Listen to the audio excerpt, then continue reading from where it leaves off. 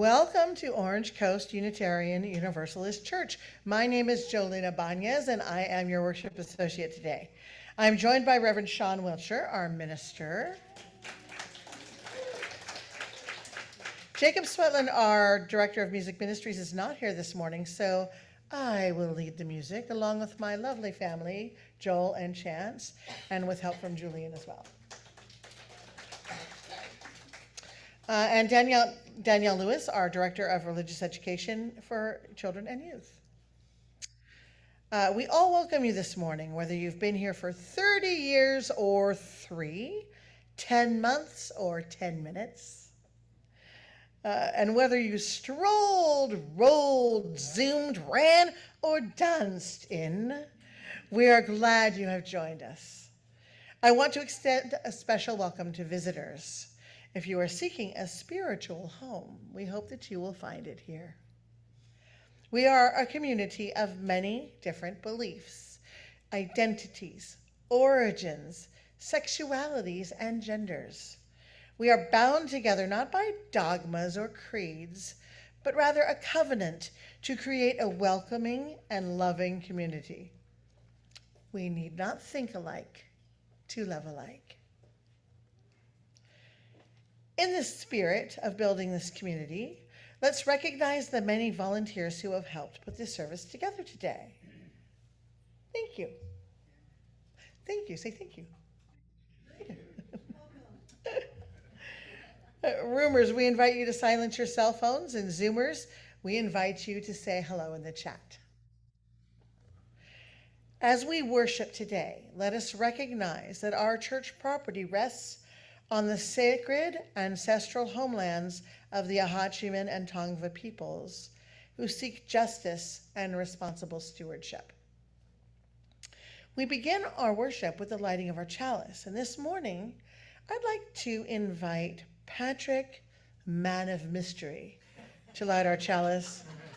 He's very involved here doing choir, running tech, and being mysterious.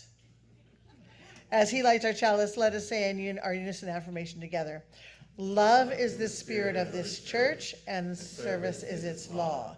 To dwell together in peace, to seek truth in love, and to help one another, this we affirm together. Please rise in body or spirit and join us in singing our opening song.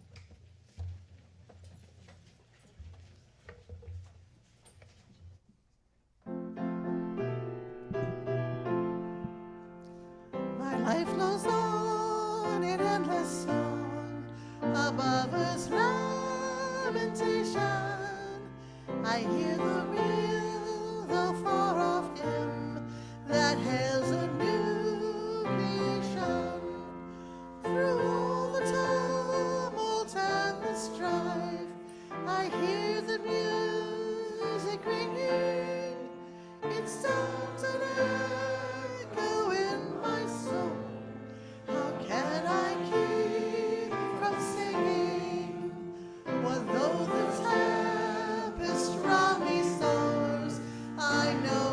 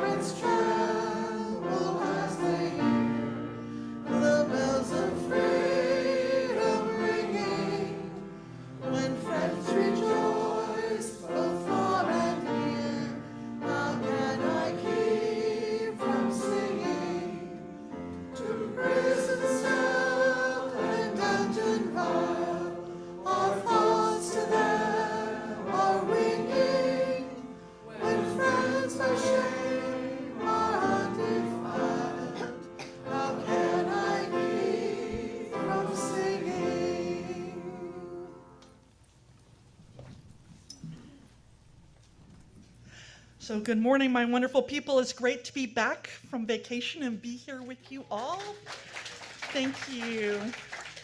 I want to begin this morning's words today with words by Thomas Merton. He was a 60s Trappist monk and activist. And at the time, he was speaking about the Cultural Revolution of the 1960s, but his words, I think, still resonate today. He wrote this: "We are living in the greatest revolution in history, a huge spontaneous upheaval of the entire human race. Not a revolution planned and carried out by any particular party, race, or nation, but a deep, elemental boiling over of all the inner contradictions that have ever been. A revelation of the chaotic forces inside everybody. This is not something we have chosen, nor is it something we are free to avoid." Amen.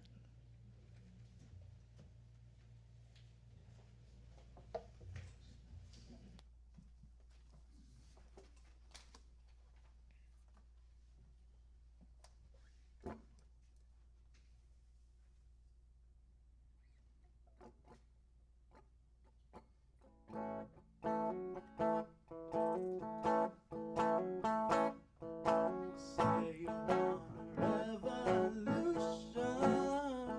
Well, you know, we all want to change the world. You tell me that it's evolution. Well, you know, we all want to change the world. But when you talk about destruction, don't you know that you can count me out? Yeah, you know it's gonna be alright. Alright. No, it's gonna be alright.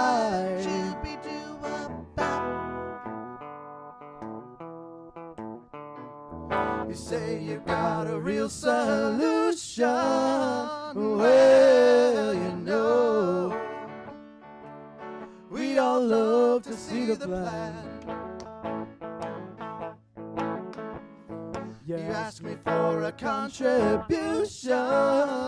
Well, you know, we're all doing what we can. But if you want money for people with minds that hate, well, all I can tell you is, brother, you'll have to wait. Yeah, but you know it's gonna be alright. No, it's gonna be alright. No, it's gonna be alright.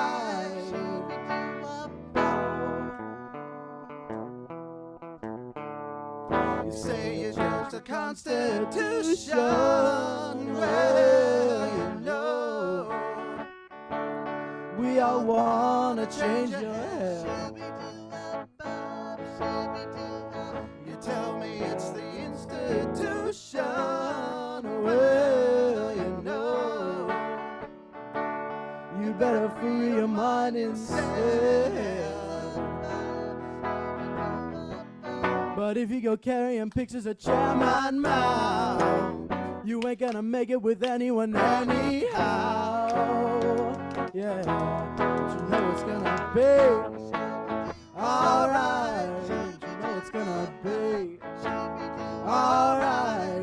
You know it's gonna be alright.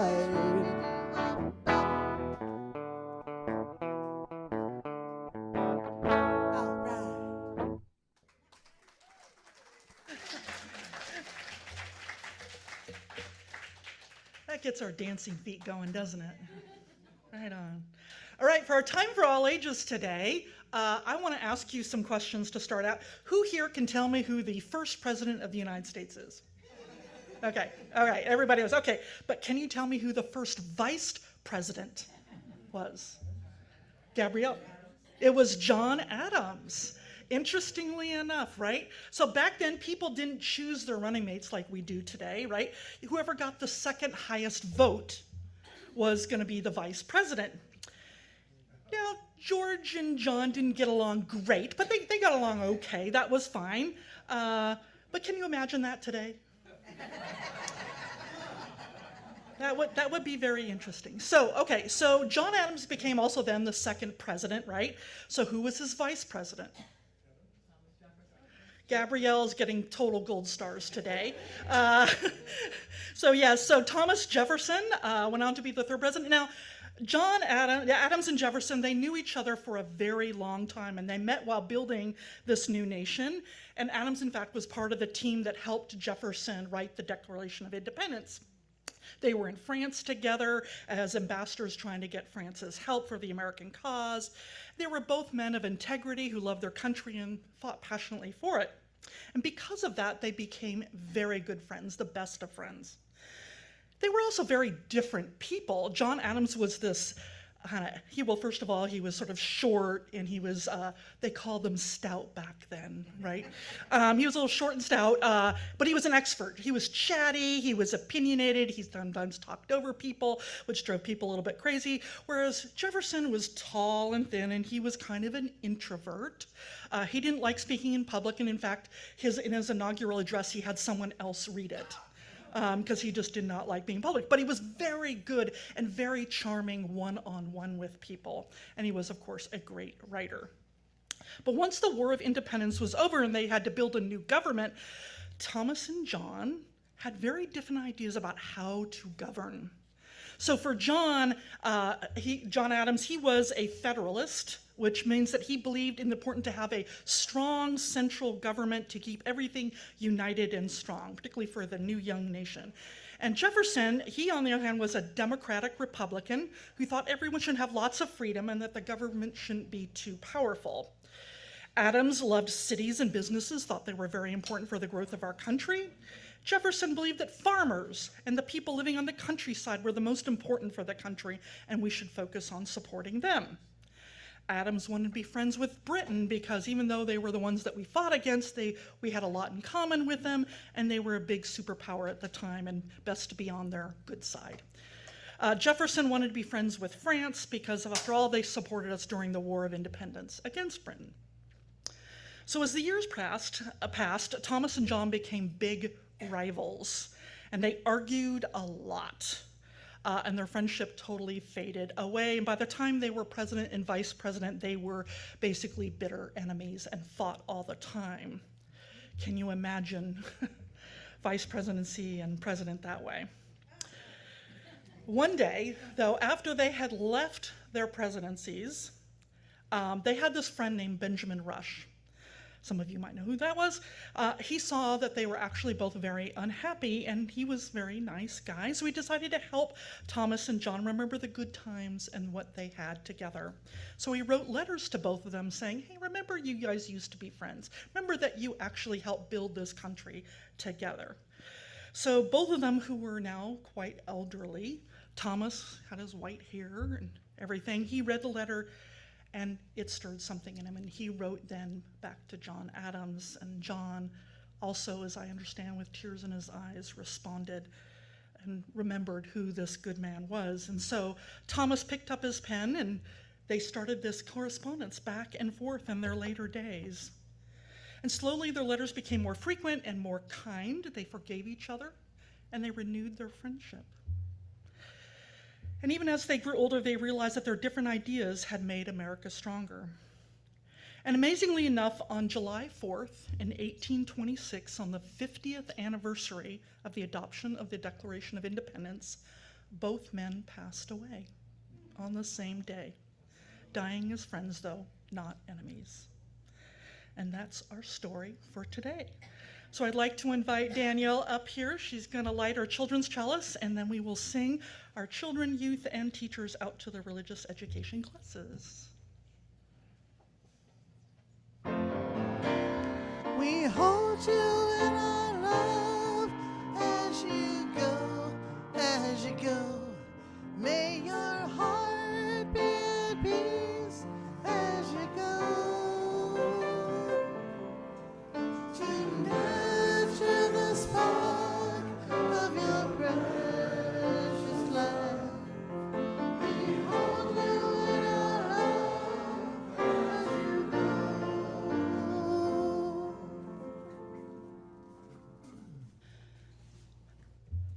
So as you know, I just got back from vacation, but just prior to that, I was at online at a big conference called General Assembly, right? So this is when Unitarian Universalists from all across the nation gather together and do sort of the business of the denomination, right? So we're democratic, we want everybody involved as much as possible.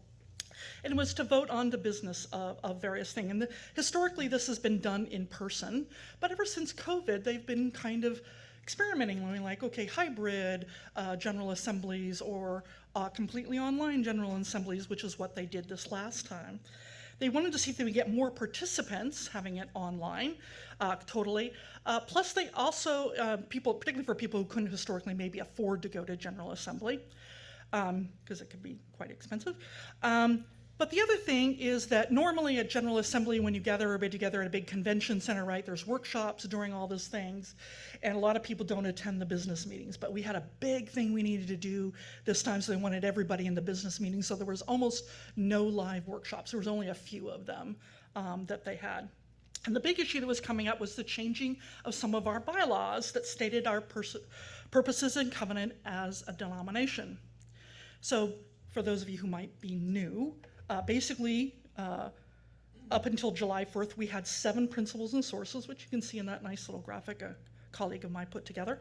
And now, however, we changed that, and we've sort of revamped them and stated them somewhat differently and added in some things. We have instead now 6 shared values centered around love as an expression of who we are. So this is a big change for Unitarian Universalists. So between this big change and what we see going on in our country, it kind of got me thinking about democracy. Now, some people didn't like this change, though it passed with 80%, but 20% of people didn't like it. Many people felt that it wasn't done very democratically, though we discussed it for 2 years and it was voted on twice. So, but why do they say that? There are reasons. And so it got me thinking, like, what is a democracy, right? How do we make changes? What is more democratic? What's less democratic? And how does one lose a democracy? And then how do you save it? So these are the questions that have been playing on in my mind. So I want to read to you 3 different examples of how democracy can be expressed. I could have chosen just about anything really, but I thought I'd focus on 1, our US Constitution, an excerpt from the new Article 2, the new way that we're expressing some things in the UUA on our bylaws, which isn't part of this graphic, which actually hasn't changed a huge amount, but even our own covenant here at the church. So let's begin. Let's see here. All right. So the First Amendment of the US Constitution.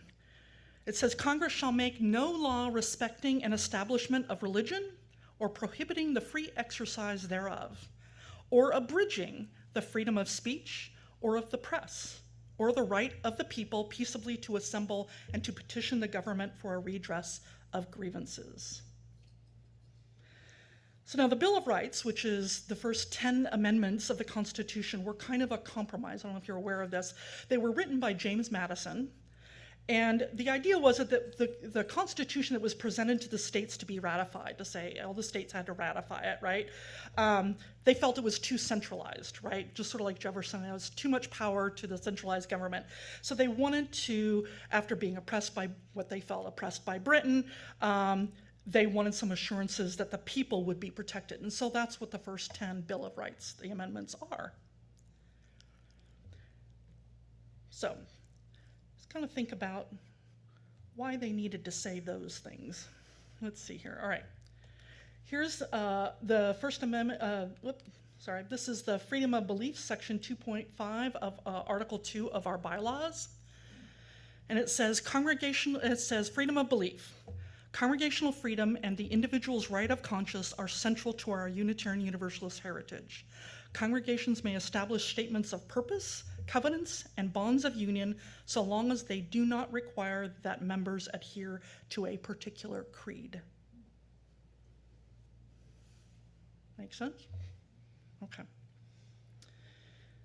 Now here in this congregation, we say this. We said this morning, right? And I'm going to read it to you a little bit slowly and kind of really think about these words and how they might relate to what it means to be a democracy. Right? Love is the spirit of this church, and service is its law. To dwell together in peace, to seek truth in love, and to help one another. This we affirm together. Okay, so I read you three just expressions, different expressions at different levels of our understanding in the world. I personally find reading bylaws and amendments and covenants very revealing, because what was going on in the country or denomination or even this church, that we have to have things spelled out, right? Why did we need what all of these say? That's what this morning I would like you to contemplate for just a few minutes, or a few moments actually usually. So let's take a deep breath. You can soften your eyes if you want to read those up there. Why do we have these sort of rules in a democracy? And what boundaries do they create?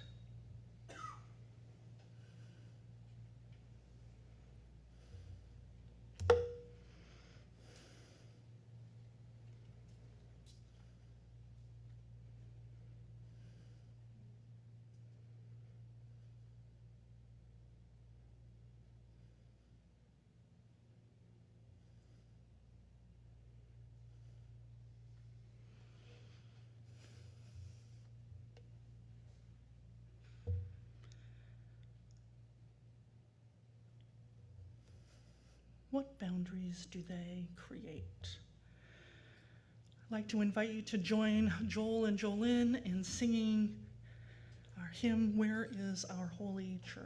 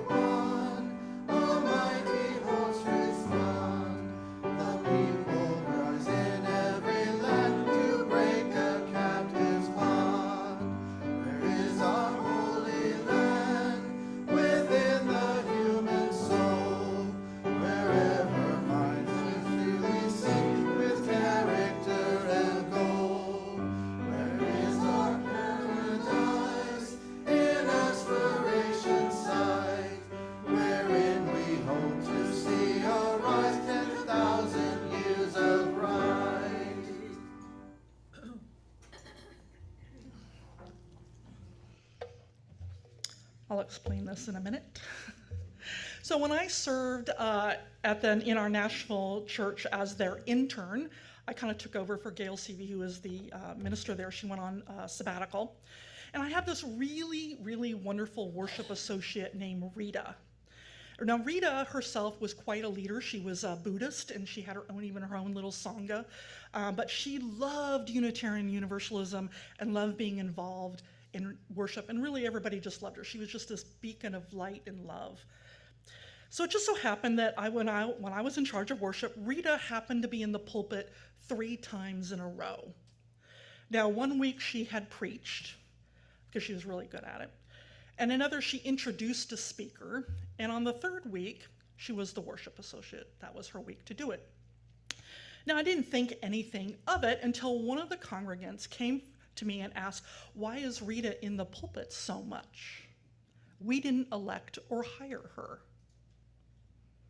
I was kind of thrown by this. I mean, there was nothing nefarious about it. It was just due to scheduling. It just happened to be that way, which I explained to her, and she reminded me that the pulpit is a place of power. And by giving her so many opportunities to speak so often, that we were all, by all appearances at any rate, giving her a lot of that power. Now, I thought that she was being just a little bit paranoid, and that the congregation was a bit smarter than that. But it did get me kind of thinking about power and democracy and what's elected, what's hired, all that sort of thing. And it made me really appreciate that, that there are people who are a lot more paranoid than I am. I really appreciate people who are more paranoid than I am, and I really appreciated her bringing it to my attention. It got me thinking about things, and I tend to trust people's goodness, and I can be oblivious a little bit to appearances, at least appearances, of power abuses. So I like to think that she was a little bit more like, it wasn't that she really thought there was anything nefarious going on, but she was kind of a canary in a coal mine, right? She's just giving warning, even if it was ultimately really quite safe. So I want to today to give the canaries in the coal mine their due. Those who might be a little bit more paranoid about things or are pointing things out that I go, okay, I start to listen now a little bit more. Because I have noticed in my lifetime working in business and academia and now ministry that it is the nature of organizations, whether they're a denomination or churches or governments, to want to consolidate power. And it's not necessarily that they're bad or they're power hungry, although sometimes they are. But most of the time it's because they're just simply trying to solve some problems and they're trying to get a grasp on them. They keep hearing about these problems, right? And so they make more and more rules about what you can or cannot do. Now, democracy as practiced here in the US is a really relatively new form of government, right? We're still kind of learning as we go along. So how do you do a democracy as it changes as a large country? What are the boundaries? What happens when culture changes and technology changes as well? So take, for example, something I had in our Time for All Ages. In the beginning, the vice president wasn't picked by the president. It was whoever came second. And this is a list of everybody who ran. There was actually a lot of people who ran for president that second time around. So anyway, or the first time around, so there was George Washington Adams came in, or this is the second run, so that's Adams and Jefferson there. But as our country became more and more focused on two parties, they realized that having rivals at odds with one another wasn't very conducive to smooth leadership. And the 12th Amendment was created so that they are elected together, right? So that then you had, so this is the 12th Amendment, it basically says the vice president and the president will be elected together, okay? And in fact, presidents are usually, but what happened is that the conventions then took over in choosing the vice president. And in fact, actually, the president, once he was elected by the conventioner, said he's supposed to go home and wait there patiently and modestly and humbly while the convention decided on the vice president, which didn't always, again, work out really well. But eventually, I believe that it was under Franklin Roosevelt, actually, that they changed that. And they realized the president kind of needed to pick his or her own running mate. And there's nothing in our Constitution that says that they can't, right? Only that they're chosen together. But it's been a tradition for a very long time now. And is this process then better or worse than the ones that were previous, right? So our democracy has kind of changed a little bit. This is a small example of it, but is the canary singing a happy tune or tweeting an alarm is the question. And then our country, when it was first founded, it was reasonable to expect that that in the late 18th century, given transportation and communication, that they could not count all the votes in a timely manner.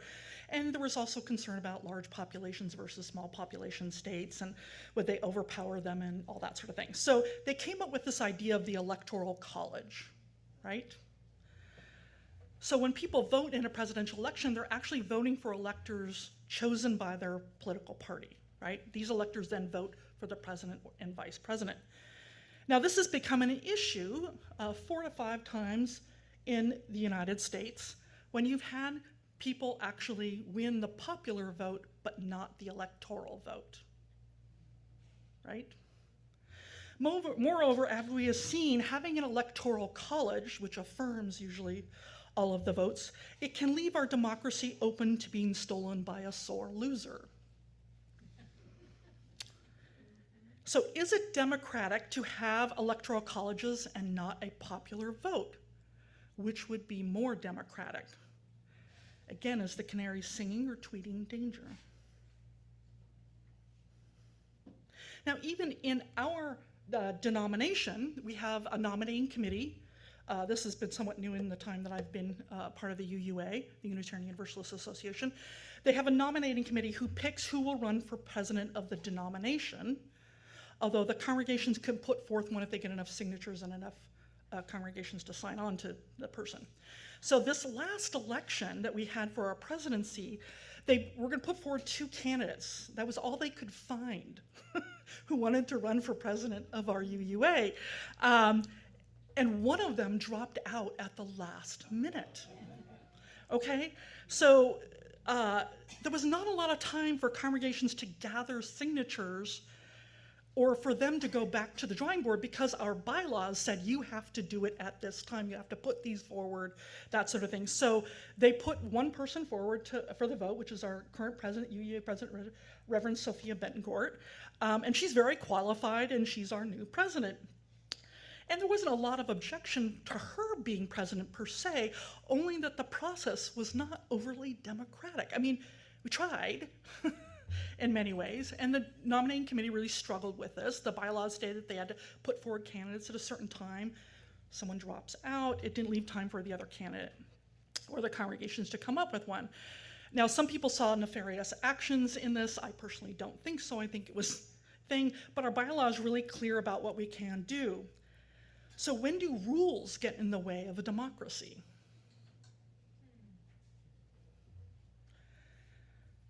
Tweet, tweet. All right. The other thing that's happened in our denomination, which is kind of interesting, all right, is that on the left, what you see is a slide that showed all of the different districts back, and there were 19 districts across the United States of our various churches, right? So that we were always part of the Pacific Southwest District, where the lime green down there. But then they went to this idea of actually just having, what is it, 5 regions instead of 19. And on top of that, the 19 districts all used to sit on the board of the UUA. So you had 28 people on the board, okay? Which was kind of a little bit crazy, trying to get things done, because all of them had their own agendas, right? They're all looking out after their own districts and everything.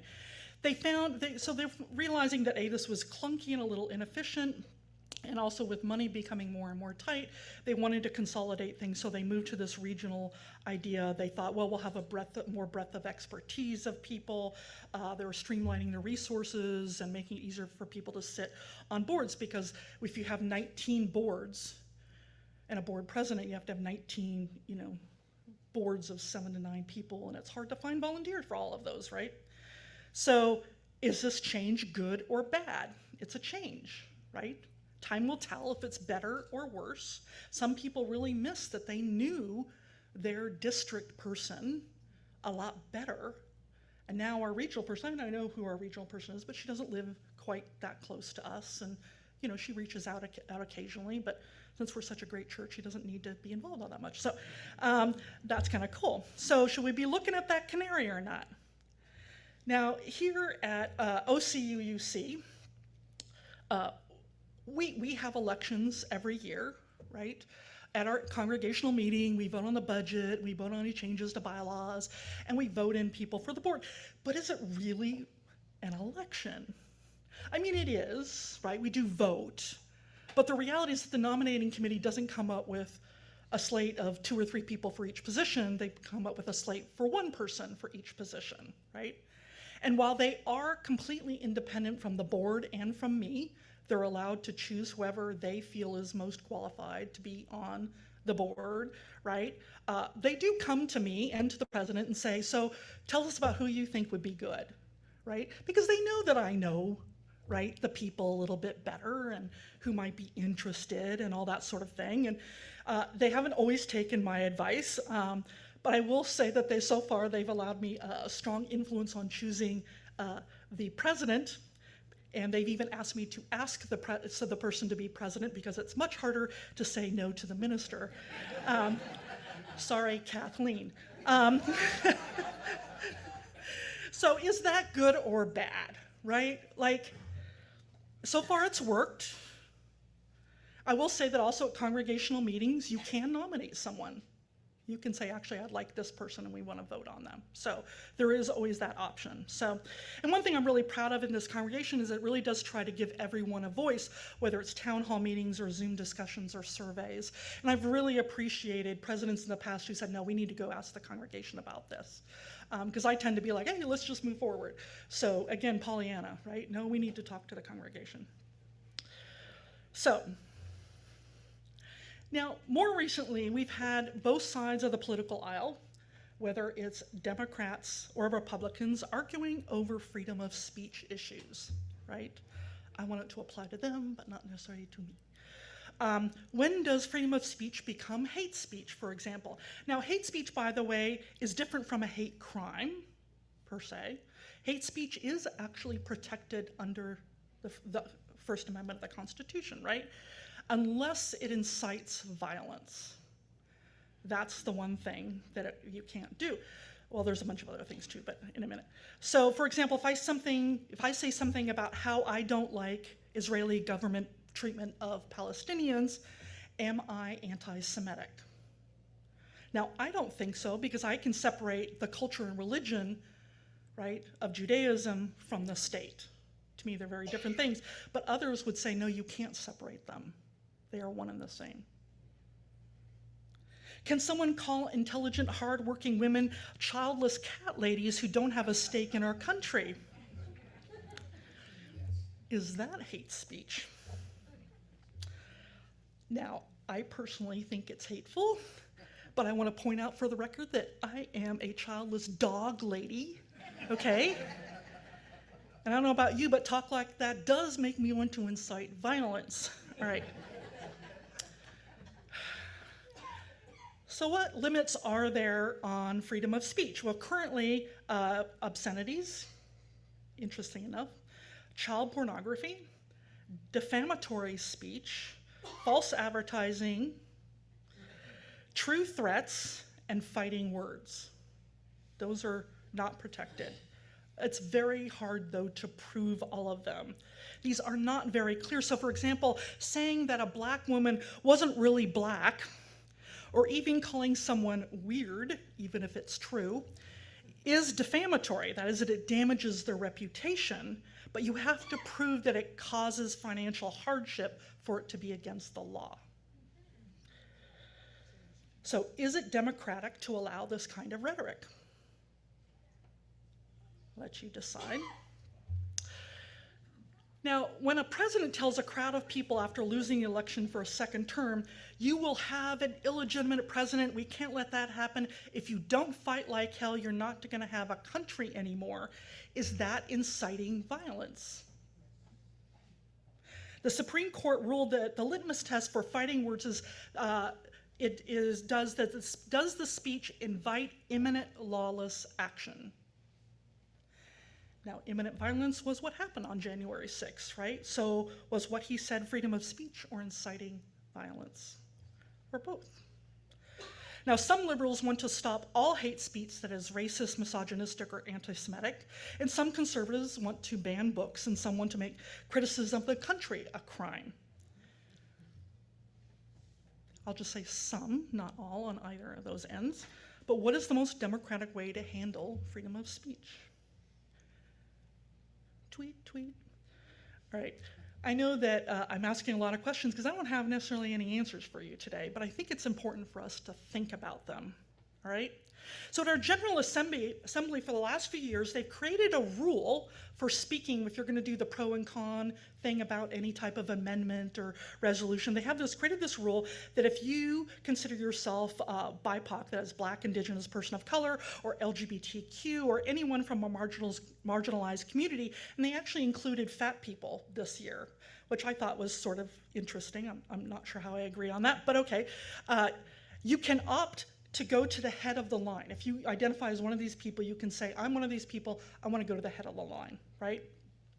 When debating about these business issues. Now, that was a way of making sure that historically marginalized voices get heard, as there's a limited amount of time to speak. Everyone got 1.5 minutes to speak, but they limit the total time. So it might be 15 minutes, or it might be 30 minutes, or 45 minutes, or whatever it was, right? And moreover, the person who made the proposal speaks first and last and is given the option of speaking last if they would like to. Now, some people argue that this isn't democratic, right? That everyone should have an equal chance to speak. I will say that I saw plenty of cis, white, straight, thin men speaking, and I enjoyed hearing the diverse voices. Would that have been different if they couldn't go to the headline? I honestly don't know. It's an interesting thing because I'm all about equality and we want to do it, but I'm also all about equity, which means that sometimes you lift some people up a little bit more for a while, right? So this is an interesting thing, like, is that democratic to give some people a chance to speak more? Now, we don't do that here, but the challenge we face with making sure that everybody is heard is our Zoomers, right? Zoomers, wonderful Zoomers up there. Most of our Zoomers simply cannot come to church on a regular basis. Either it's due to infirmity or there's distance. We have people from Atlanta, in Northern California, or even just they're ill that day, right? So, if you're not feeling well, stay home, be online. So how do we ensure that they're always included in the democracy of our decisions here at the church? And we do a pretty good job of that. We have a Zoom counter at our annual meetings when voting, but we also just really need to make sure we're taking them into account whenever we're making our decisions. And sometimes it's kind of hard, right? And here's an interesting thing. We have our covenant, and even a covenant of right relations. Oops, there's General Assembly, sorry. So we have a covenant of right relations, and this just basically is something that says, here's how we agree to treat one another, right? To be respectful, all that kind of thing. Now, covenant, if you're not familiar with that word, is a word we use a lot here. It simply means a promise, right? And it says, this is how we're going to be together. Okay, these covenants tell us that everyone is welcome, but they also tell us that not all behaviors are welcome, right? So, for example, hate speech is not tolerated in our congregations. Right? And in fact, at General Assembly, there was a moment when they were debating Article 2 and the vote for it, when someone who was pro-Article 2 got up and started ranting about, how the other side were basically horrible and, what are you, like MAGA people? And really started denigrating them, and they cut him off. They were like, no, you do not get to treat people that way, right? And I thought that was good myself. Some people would say, well, was that cutting off free speech? Not according to our covenant of how we're going to be together. So some people were spoken up against some of the changes in our denomination. I would say, so some people who don't like some of these changes that have been going on in our denomination. It's not just about Article 2, but it's about some other things that have been happening over time. There were some people who said we're asked to leave the denomination. Now, they would say, I was asked to leave because I don't agree with the denomination. My understanding is that their behaviors were egregious. The way that they were disagreeing was really horrendous. So that's my understanding of some people, that's a little subjective about behaviors, right? So what is considered hate speech? What is considered bad behavior? But here's the good thing about covenants, it's not an automatic out. In my opinion, when someone acts out of covenant, we remind them of the covenant. To me, it's about, okay, let's sit down, let's talk about this, right? You can disagree, but let's be respectful about it, right? Personally, I think our country could do with a covenant. So here's the reality. There's lots of ways to do democracy. There are some that are more maybe democratic than others. They allow for more participation in the process. And we hold that tension, right, constantly between participation, convenience, and money. But I do think that whenever possible, we need to lean toward participation, right, as our goal. So I've given you some examples of how democracies are pretty fluid, and it's not always to hear that the canary or see when it's dying. So let me give you a bit more of a concrete example. How many of you here know of Project 2025? Okay, is there anybody here who doesn't know what Project 2025 is? Okay, Project 2025, that's okay if you don't know. It was created by a conservative think tank called the Heritage Foundation, and it's basically a blueprint, a ready-to-be-made administration for someone going into office. And given that it's conservative, most of the people who helped create it were in the former Trump administration. It's really a blueprint. Now, whether or not the presidential candidate will use it, you can decide for yourself. But it posits and suggests that that it actually wants to go way past what John Adams was advocating in terms of a centralized government. It posits that the entire executive branch be put under the control of the president. It posits taking partisan control of the DOJ, the FBI, the FCC, the FOC, and the Federal Trade Commission, and dismantling the Department of Homeland Security, which I thought was interesting in and of itself. It favors fossil fuels and reducing climate change regulations. It suggests abolishing the Department of Education with transferring or terminating various programs, to cut Medicare and Medicaid, reject abortion as health care, and to eliminate coverage of emergency contraception, to remove legal protections for the LGBTQ community and any DEI programs. It proposes using the Army as police. The project declares that God ordained the Sabbath as a day of rest and recommends legislation requiring that Americans be paid more for working on Sunday. Woohoo!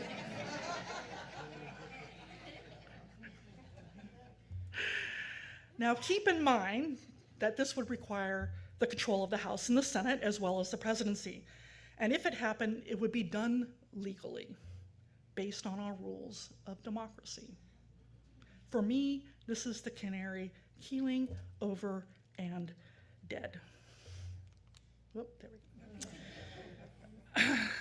So when it comes to democracy, we know that democracy will always be refined, right? Depending on the culture and its times, and it will change. We just have to make sure that we don't kill our democracy or the canaries, okay? I am not a paranoid person, I am a love person, right? I really like that we've articulated our faith with love at the center. I personally voted for this, as many of you know, in part because I believe in the goodness of everyone, and generally speaking, I'm right, okay? But I have grown to really appreciate the paranoid. I have been right many times, they've been right many times, and I'm willing to listen. And that's part of love too, right? Is to listen to those canaries and make sure that they are taken care of and loved. When the canary calls us with its warnings, we need to answer that call, I believe, with love. To listen and be more aware of what's going on so that we can protect the democracy that we love so much, this democracy in our country, in our denomination, and in our church. So let us, my friends, answer the call of love. Let us sing.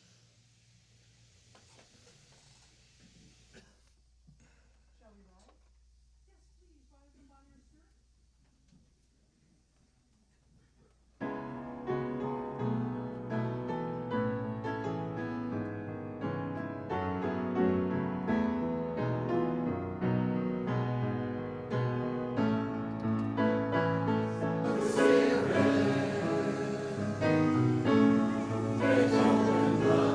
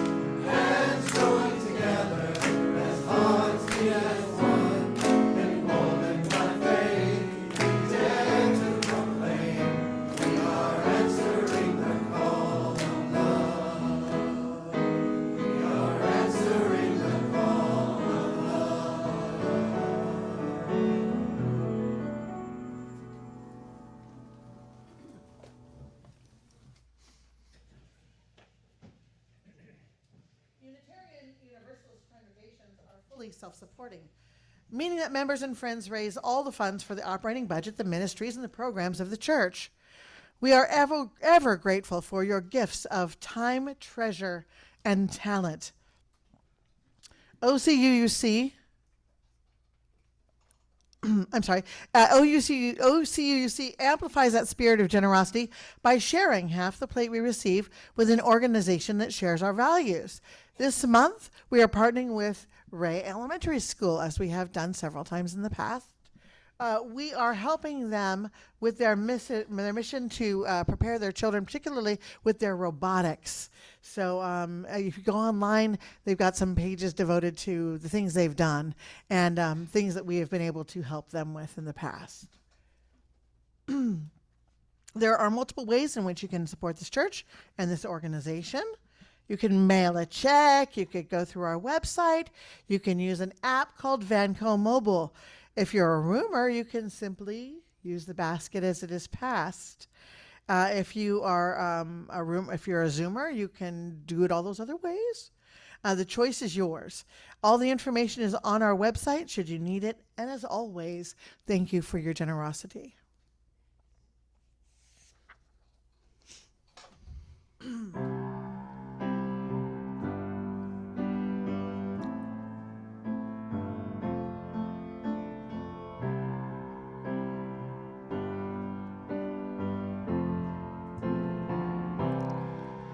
When I find myself in times of trouble, Mother Mary comes to me, speaking words of wisdom, let it be.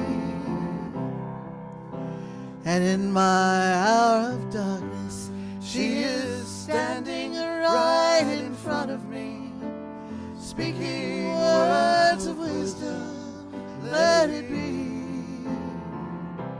Let it be, let it be, let it be, oh, let it be. Whisper words of wisdom, let it be.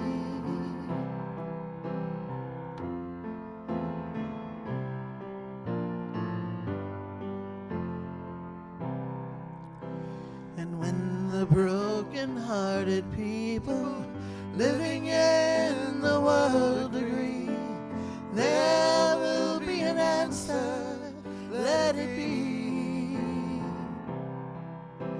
For though they may be parted, there is still a chance that they will see.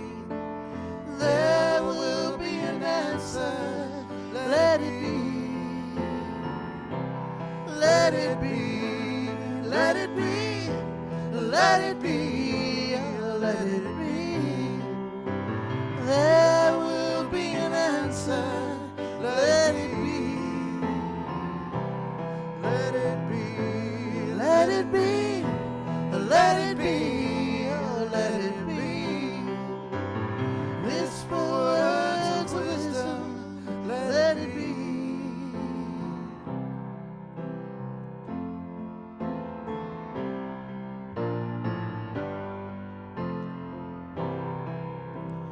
When the night is cloudy, there is still a light that shines on me. Shine until tomorrow, let it be. I wake up to the sound of music. Mother Mary comes to me, speaking words of wisdom, let it be.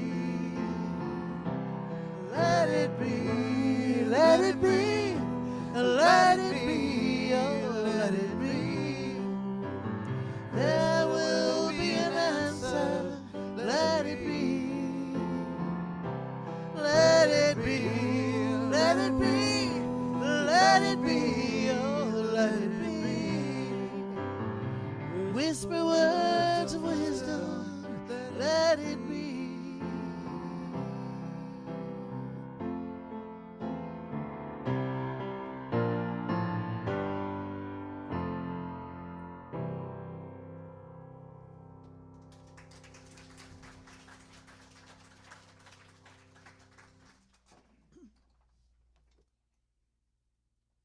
Let us sing We Gather Together, a song that expresses our gratitude for the gifts that we share.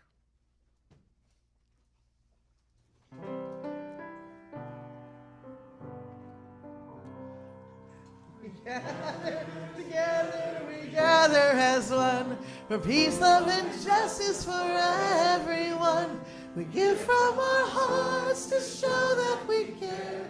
We can change lives with what we share. Well, now, as you know, is that time when we honor the important events and people in our lives, and you are invited, one and all, whether you're a member, a friend, a visitor, to participate in this weekly ritual that we call Joys and Sorrows. So I'd like to invite Lori Kluge up here. She's one of our pastoral care associates, and she's going to assist us in lighting candles.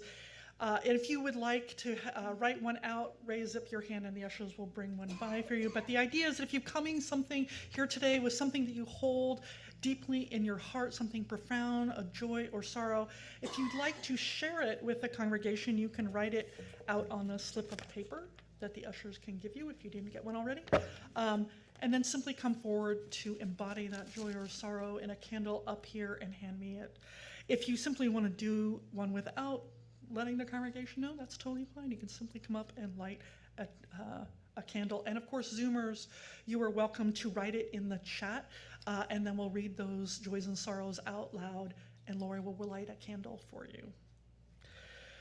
All right, so as music is played, I invite you to silently offer healing or celebration as you feel called and according to your own beliefs. Please come forward.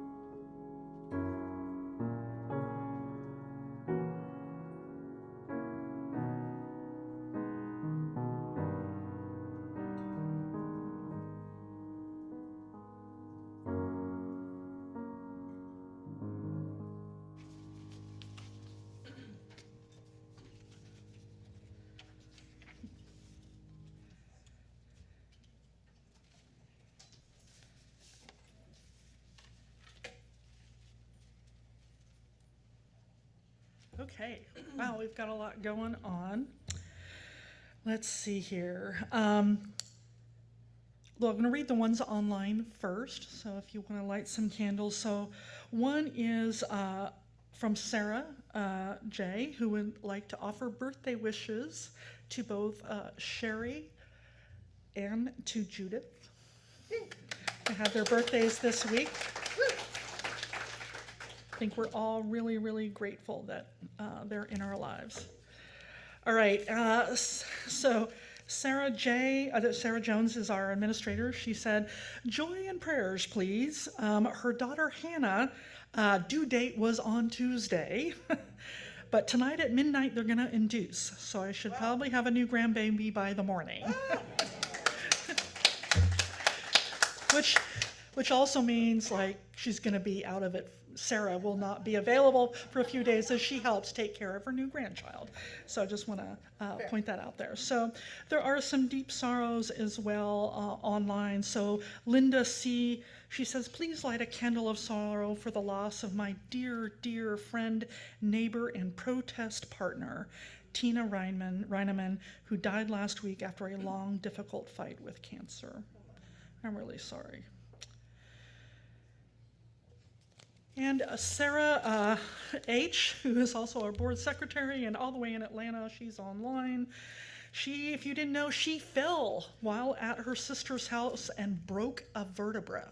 She broke her back. Yeah, she says, "I'm back home with my family and in a 6 to 8 week recovery." She says, "I'm so fortunate to have such an attentive family, and now I have to get used to not having total control of my life."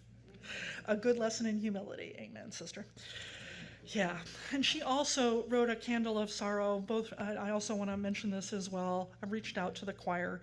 Choir member Robin O'Connor, who many of you might have known, she and her husband moved up to Monterey area, I believe, longer. She passed away last Sunday after a long battle with breast cancer. She was from Canada, according to Sarah. She was a teacher, a world traveler, and a dragon boat paddler. So yeah, I remember Robin. Teacher at OCC. Oh, that's cool. Right on. Yeah. Oh, right on.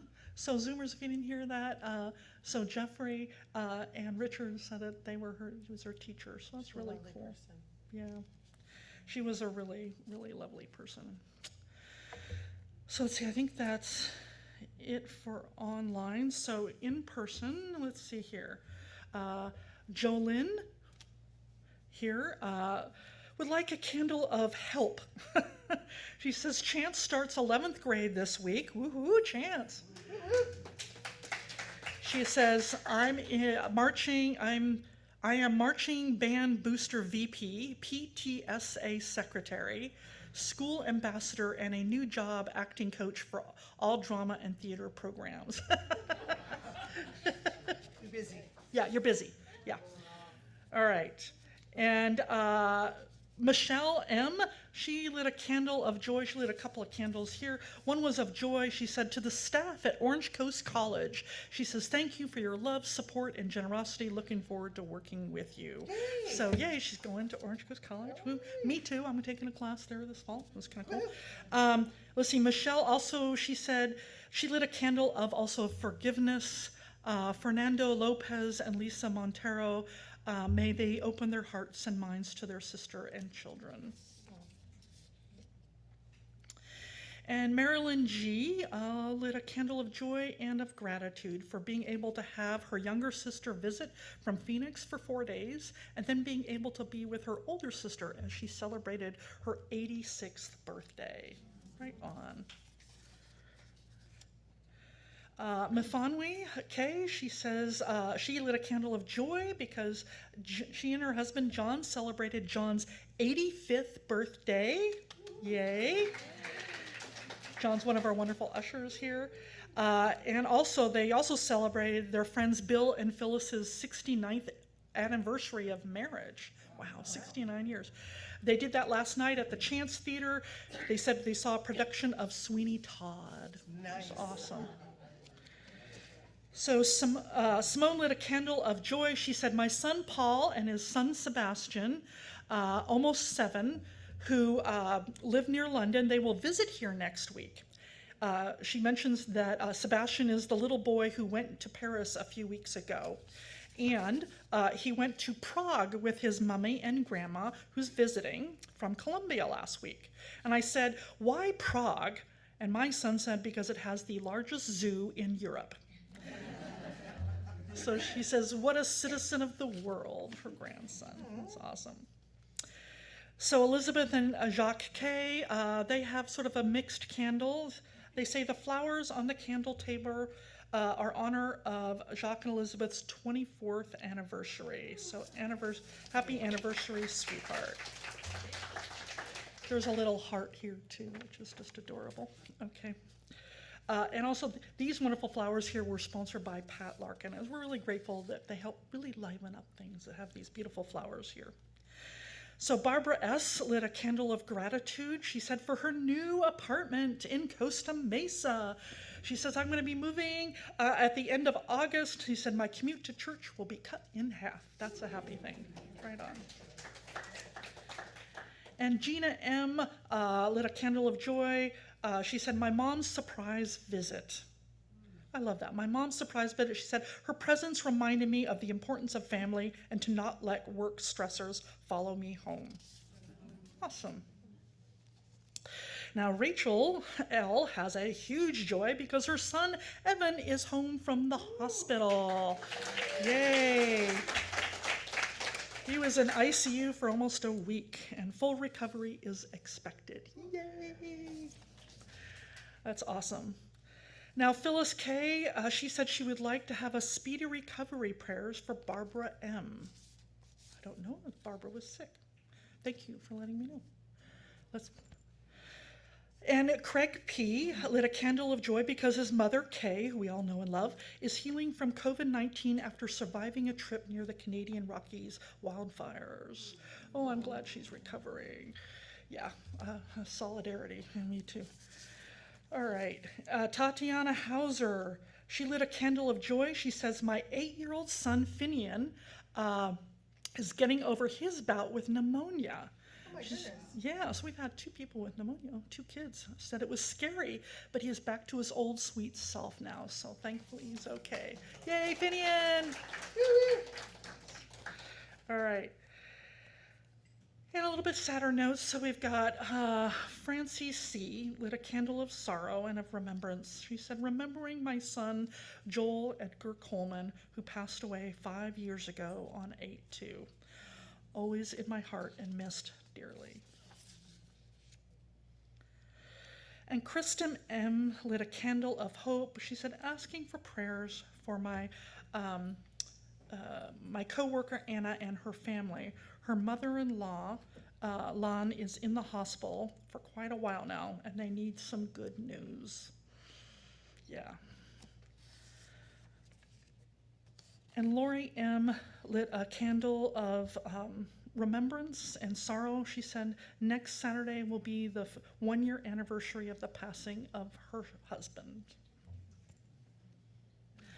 That is always hard. I do have one kind of big joy also to share with you all. If you want to light a candle for Elise James. She said that her second son, the baby Isaac Joseph Marquez, was born on Wednesday afternoon. He's 8 pounds, 6 ounces and 20 inches. He's perfect, and we're so in love. She's excited to introduce him to OCUUC.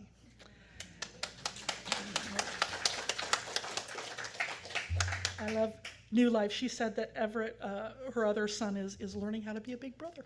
So it's kind of cool. So let us hold and love all the joys and celebrations and all the hurts and sadness, whether they were spoken or silent. Let our joys remind us to be thankful, our concerns remind us to hope, and our sorrows remind us to connect with one another. Let all these moments remind us that we're not alone.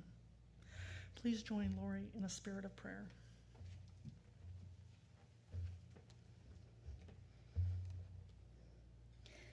Spirit of democracy, we give thanks that you are still alive in our country.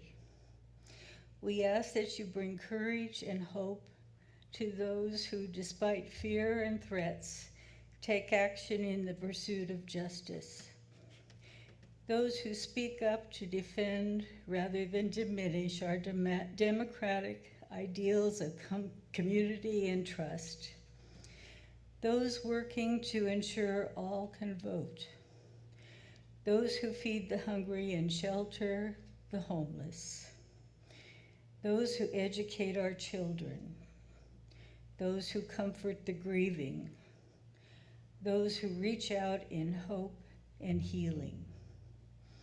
Spirit of democracy, we ask you to guide us in our responsibilities as citizens, that we may elect trustworthy leaders and make wise decisions for our common good. Give us the courage to learn, witness, to speak up, to protect the right of all to vote and be heard. Help us renew and nurture our country's ideals of liberty and justice for all. Amen.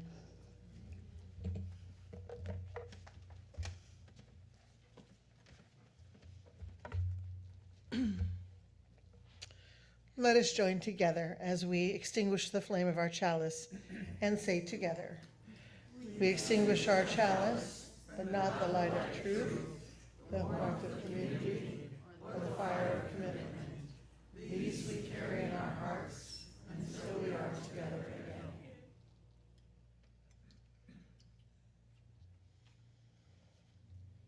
Thank you for joining us this morning. If you're a guest, a visitor, or someone who hasn't been yet known to us, I invite you to become a part of this beloved community. If you would like to know more about our church, we invite you to either stop by the welcome table that's in the courtyard, where we may or may not have some goodies and some information, or you can contact us at hello@ocuc.org, and we will help you get connected. For our roomers, we are happy to offer, are we doing tours today? I can, if people want. If you have not taken a tour of our campus, Reverend Sean and I would be happy to walk you around and show you about the place. Don't worry, we will stop by the coffee area.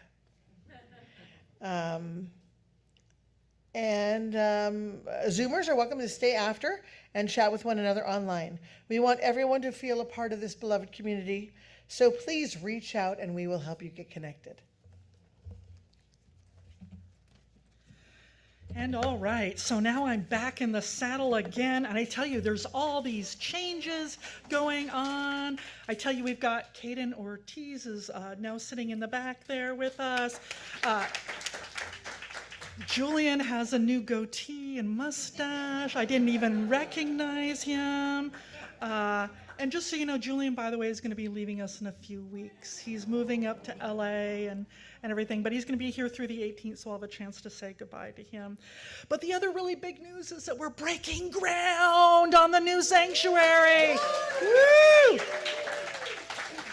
So on September 1st, we're going to be breaking ground. That is Labor Day weekend. If you're in town, please be here. We're going to have a lot of fun and everything. And the fence is going to be going up on the 3rd. So it's happening here, folks. So that's very exciting. The other thing I just want to point out, if you saw this in the blast where we put out a general notice about scamming, you guys are all pretty much used to now that anything that looks like it comes from me, that asking for, gift cards, or can you call me, but can you text me, but I can't, talk to you on the phone. Don't believe it, right? Like, that, right? But there's lots of scams out there. There's bank scams, there's insurance scams, there's rental scams. We have someone who was actually scammed out of $200 on a deposit on a new rental that they were going to go to. So there's scams out there all the time. If it's too good to be true, chances are it is.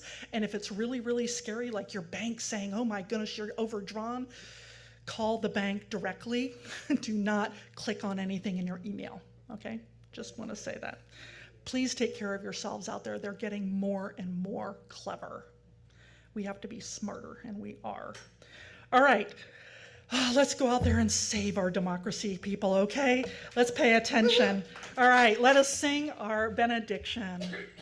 I'm looking forward to this song. I love this song. Fast. Let us go out. And all to our heart, let us go out.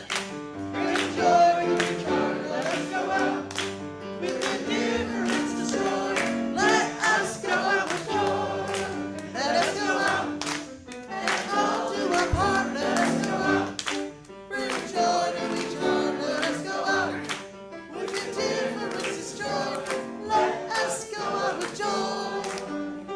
Let us go out with joy. Let us go out with joy.